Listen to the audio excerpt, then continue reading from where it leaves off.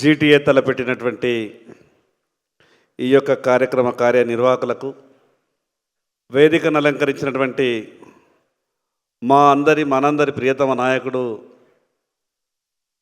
Karimnagar parliament సభ్యులు పెద్దలు బండి సంజయ్ కుమార్ గారికి, మిగతా వేదికను అలంకరించినటువంటి సహచర శాసన సభ్యులందరికీ, ఈ యొక్క కార్యక్రమానికి హాజరైనటువంటి మీ అందరికీ, మీడియా మిత్రులకు పేరు పేరున నా యొక్క నమస్కారాలు.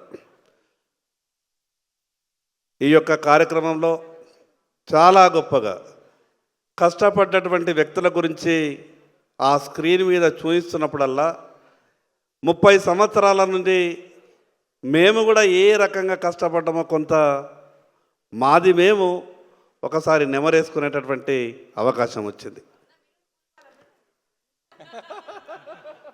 పూలు పాలు కాదు కానీ చాలా సందర్భాల్లో నాకు అనిపిస్తుండే, రాకేష్ రెడ్డి గారు చెప్పిండ్రు, నాకన్నా ముందు చాలా ఈ సమస్యలు చెప్పిండ్రు.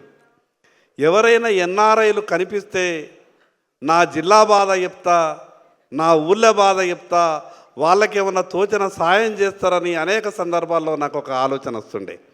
నేను ఎందుకు ఈ విషయం మాట్లాడుతున్నానంటే, 20 సంవత్సరాల నుండి వెనుకబడ్డటువంటి ఆదిలాబాద్ జిల్లాలో వైద్యం అందక వందల మంది చనిపోయిన కారణంగా నేను ఒక చిన్న ట్రస్ట్ని ఏర్పాటు చేసి ఒక 6 అంబులెన్స్లు 18 సంవత్సరాల నుంచి అక్కడ నడుపుతున్నా.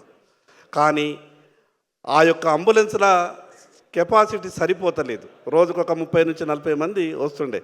నేను ఆ విషయం గురించి ఎక్కువ చెప్పదలుచుకోలేదు. కానీ మీ అందరికీ ఒక విజ్ఞప్తి చేస్తున్నా, ఎక్కడ అవకాశం ఉన్నా మా అటువంటి వెనుకబడ్డటువంటి ఆదిలాబాద్ జిల్లాలో యువతకు ఉపాధి కొరకు ఏమన్నా అవకాశం ఉంటే మీ సహకారం అందించాల్సిందిగా విజ్ఞప్తి చేస్తూ ఉన్నా. మారుమూల పల్లెల్లో, మారుమూల జిల్లాలలో ఉపాధి అవకాశాలకు చాలా యువతకు ఇబ్బంది ఉంది. మీ ఆలోచనలని జిల్లా కేంద్రంలో పంచే విధంగా ప్రయత్నం చేయాలని, ఈ యొక్క కార్యక్రమానికి మమ్మల్ని ఆహ్వానించినందుకు మీ అందరికీ పేరు పేరున ప్రత్యేకంగా ధన్యవాదాలు తెలియజేస్తా ఉన్నా.